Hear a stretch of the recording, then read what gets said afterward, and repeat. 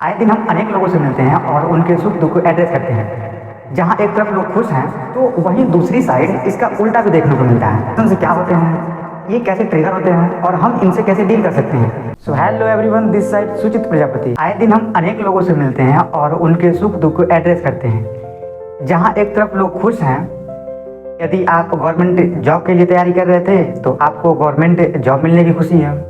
यदि आप स्टूडेंट हो तो आप एग्ज़ाम में अच्छे मार्क्स लाओ, इसकी खुशी है। यदि आप एक बिजनेसमैन हो और आपका बिजनेस ग्रो कर रहा है तो आपको खुशी है। यदि आप अनमैरिड हो और आप शादी कर रहे हो, आपको इस बात की खुशी है। तो वहीं दूसरी साइड इसका उल्टा भी देखने को मिलता है। आपके पास जॉब नहीं है तो आपको इसका दुख है। आप किसी कॉलेज या स्कूल एग्ज़ाम में फेल हो गए, आपको इसका दुख है। कोई आपको बुरा भला कह के चला जाता है तो आपको दुख है। ऑफिस में बॉस की डांट पड़ी तो आपको इसका क्रोध है। और ऐसे एन नंबर ऑफ फीलिंग्स हमारे अंदर हैं, जैसे pleasure, anxiety, surprise, Joy etcetera, जो हम अपने लाइफ के डिफरेंट मोमेंट पे एक्सप्रेस करते हैं। और ये फीलिंग्स टेम्पररी होते हैं। यदि हम साइकोलॉजिकल पर्सपेक्टिव से इन्हें समझते हैं और देखते हैं तो ये कुछ नहीं बल्कि इमोशनल रिस्पॉन्स कहते हैं। वहीं अगर इन्हें हम बायोलॉजिकल पर्सपेक्टिव से देखते हैं तो ये कुछ केमिकल्स होते हैं जो हमारे बॉडी में हो रहे केमिकल रिएक्शन से प्रोड्यूस होते हैं। और इन केमिकल्स को हम न्यूरोट्रांसमीटर्स कहते हैं। और यही न्यूरोट्रांसमीटर होते हैं जो हमारे इन फीलिंग्स के लिए रिस्पॉन्सिबल होते हैं। ये है ब्रेन। इसका जो फ्रंटल पार्ट है इसे हम कहते हैं सेरेब्रम। और ये सेरेब्रम जो होता है वो हमारे थिंकिंग और इंफॉर्मेशन प्रोसेसिंग के लिए रिस्पॉन्सिबल होता है। और इसका जो इनर पार्ट होता है जिसे हम बोलते हैं अमिगडाला, ये अमिगडाला हमारे फीलिंग्स और मोर टेक्निकली हमारे इमोशंस के लिए रिस्पॉन्सिबल होता है। लेकिन इस वीडियो के माध्यम से इमोशंस क्या होते हैं, ये कैसे ट्रिगर होते हैं और हम इनसे कैसे डील कर सकते हैं, मैं आपको साइकोलॉजिकल पर्सपेक्टिव से समझाने की कोशिश करूँगा। इमोशंस आर स्ट्रॉन्ग फीलिंग्स जो हम किसी सर्कमस्टांस, किसी पर्सन या फिर किसी ऑब्जेक्ट की वजह से महसूस करते हैं। नाउ हम डायरेक्टली जंप करते हैं इस क्वेश्चन पे, what actually triggers this emotions. अब ऐसे कौन से फैक्टर्स हैं जो हमारे इन इमोशंस को ट्रिगर करते हैं, ये जानने से पहले हम कुछ एग्जाम्पल्स को देखते हैं। एग्जाम्पल 1, दो फ्रेंड्स हैं। इन दोनों की फ्रेंडशिप काफ़ी लंबे समय से है और इन दोनों की लाइफ में सब कुछ ठीक चल रहा होता है। फिर एक दिन होता यह है कि इन दोनों के बीच किसी बात को लेकर के बहस छिड़ जाती है और अल्टीमेटली इन दोनों के फ्रेंडशिप का द एंड हो जाता है। एग्जाम्पल नंबर 2, एक फादर अपने सन से पूछते हैं, बेटा मैं यदि तुम्हें एक आम दूं, एक और दूं और एक और दूं तो टोटल तुम्हारे पास कितने आम होंगे? सन, पापा 4। बच्चे की रिस्पॉन्स सुन के फादर उसकी मदर से बोलते हैं, ये कितना बेवकूफ़ लड़का है, इसे सिंपल एडिशन नहीं आता है। फादर बच्चे से फिर वही सवाल पूछते हैं कि बेटा यदि मैं तुम्हें एक आम दूं, एक और दूं और एक और आम दूं तो टोटल तुम्हारे पास कितने आम हुए? सन फिर वही जवाब देता है, पापा 4। बच्चे के इस रिस्पॉन्स से फादर इरिटेट हो जाते हैं और उसके कान को गर्म करने के लिए फादर उसकी तरफ पहुंच ही रहे होते हैं कि बच्चे की मदर उन्हें रोक लेती हैं, ये कह करके कि अभी बच्चा है। अब हम इस सिचुएशन को समझते हैं। फादर और सन दोनों ही अपनी अपनी जगह सही हैं।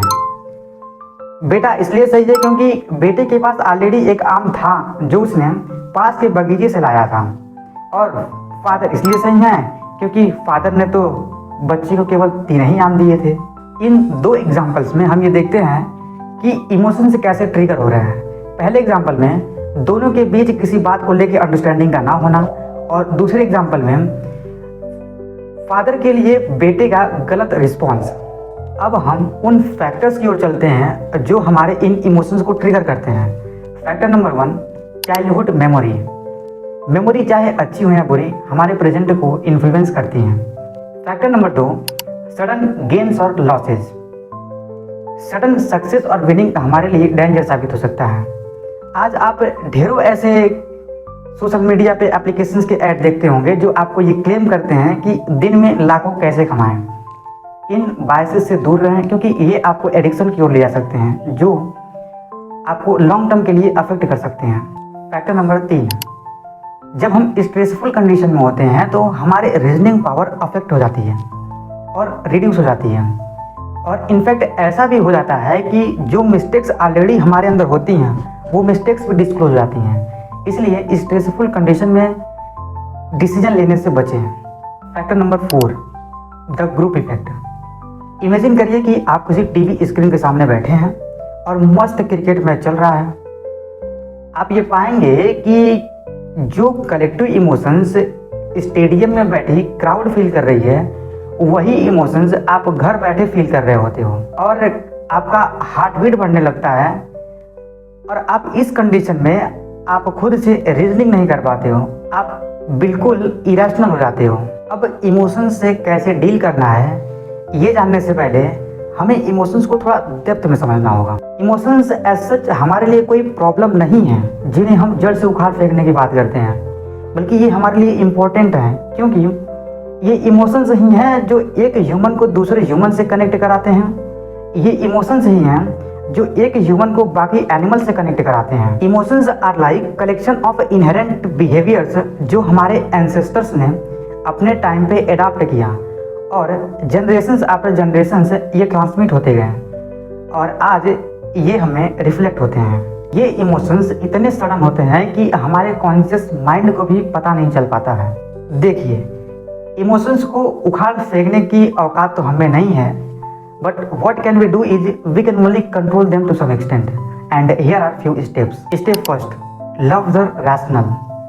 डिस्पाइट की इरेशनल टेंडेंसीज हमारे अंदर बाय नेचर है, but the ruler Ashoka the great, Charles Darwin, Abraham Lincoln and the businessman Warren Buffett and many more great personalities ने यह प्रूफ दिया कि हम रैशनैलिटी को अडॉप्ट कर सकते हैं। Step 2, know your self thoroughly.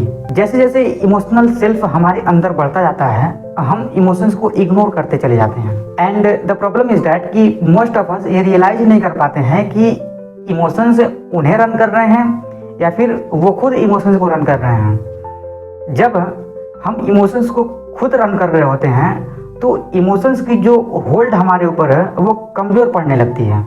Step 3, examine your emotions to their roots. जब हम गुस्सा होते हैं तो इस मोमेंट पे हमारा ईगो हमारे लिए खतरा बन सकता है। ये हमारे लिए एक इल्यूजन क्रिएट कर देता है जिसमें हम टेम्पोरली कंफर्टेबल फील करते हैं, बट लॉन्ग टर्म के लिए ये हमें अफेक्ट कर देता है। सो एक ऐसा न्यूट्रल पॉइंट ढूंढिए जहां से आप इन इमोशंस और एक्टिविटीज को ऑब्जर्व कर सकें। Step 4, increase your reaction time. ये पावर हमें बाय बर्थ नहीं मिलता है, बल्कि ये प्रैक्टिस से आता है। सडन रिस्पॉन्स करने की हमारी टेंडेंसी बन चुकी है। इस केस में स्टेप बैक होने के लिए आप खुद को ट्रेन करें। Step 5, accept people as facts. हमारे इमोशनल डैमेज का मेजर सोर्स होता है लोगों को साथ इंटरैक्ट करना। हम लोगों को जज करते हैं और हम चाहते हैं कि लोग हमारे हिसाब से चलें। That is quite impossible because everyone here is different. आप उन्हें एज अ फिनोमेना और फैक्ट की तरह ट्रीट करें, like they just exist and none other than this. This is all about emotions at your fingertips. If you find this video informative, like, share and subscribe it, and if you have any queries do let me know in the comment section. Thank you.